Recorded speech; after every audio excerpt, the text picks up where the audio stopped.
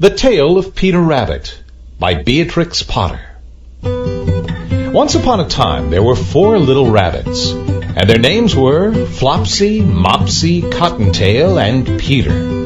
They lived with their mother in a sandbank underneath the root of a very big fir tree. "Now, my dears," said old Mrs. Rabbit one morning, "you may go into the fields or down the lane, but don't go into Mr. McGregor's garden. Your father had an accident there. He was put in a pie by Mrs. McGregor. Now run along and don't get any mischief. I am going out." Then old Mrs. Rabbit took a basket and her umbrella and went through the wood to the baker's. She bought a loaf of brown bread and 5 currant buns. Flopsy, Mopsy, and Cottontail, who were good little bunnies, went down the lane to gather blackberries. But Peter, who was very naughty, ran straight away to Mr. McGregor's garden and squeezed under the gate.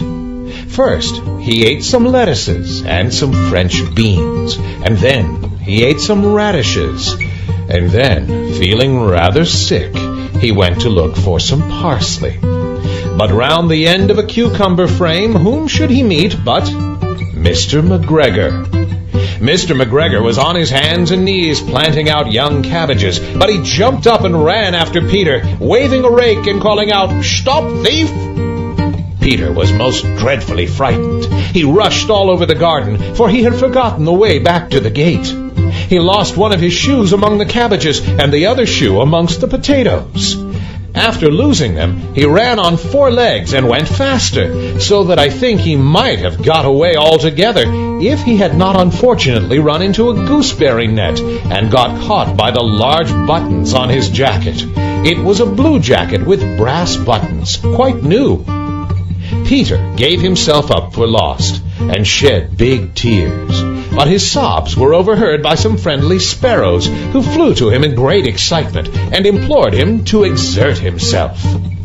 Mr. McGregor came up with a sieve, which he intended to pop upon the top of Peter, but Peter wriggled out just in time, leaving his jacket behind him, and rushed into the tool shed and jumped into a can.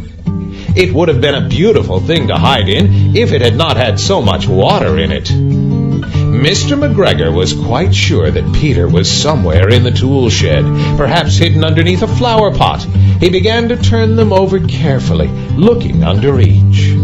Presently, Peter sneezed, "Curty-shoo!" Mr. McGregor was after him in no time and tried to put his foot upon Peter, who jumped out of a window, upsetting 3 plants. The window was too small for Mr. McGregor, and he was tired of running after Peter. He went back to his work. Peter sat down to rest.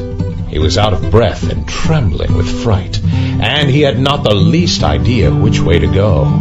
Also, he was very damp with sitting in that can. After a time, he began to wander about, going lippity-lippity, not very fast, and looking all around. He found a door in a wall, but it was locked, and there was no room for a fat little rabbit to squeeze underneath. An old mouse was running in and out over the stone doorstep, carrying peas and beans to her family in the wood. Peter asked her the way to the gate, but she had such a large pea in her mouth that she could not answer. She only shook her head at him. Peter began to cry. Then he tried to find his way straight across the garden, but he became more and more puzzled.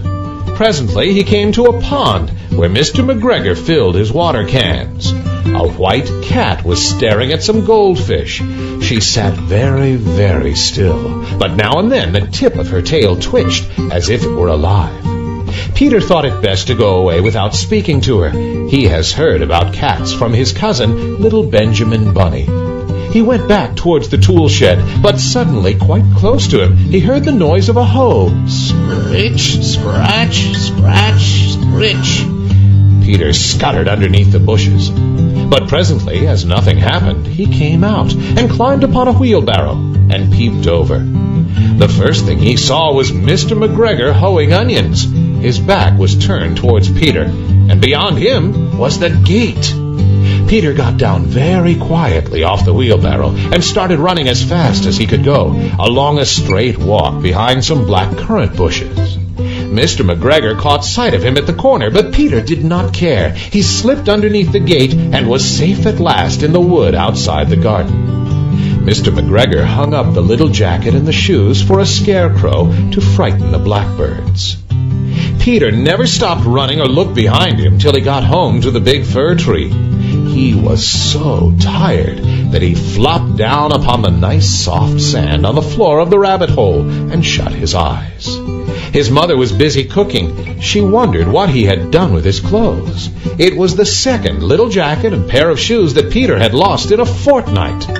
I am sorry to say that Peter was not very well during the evening.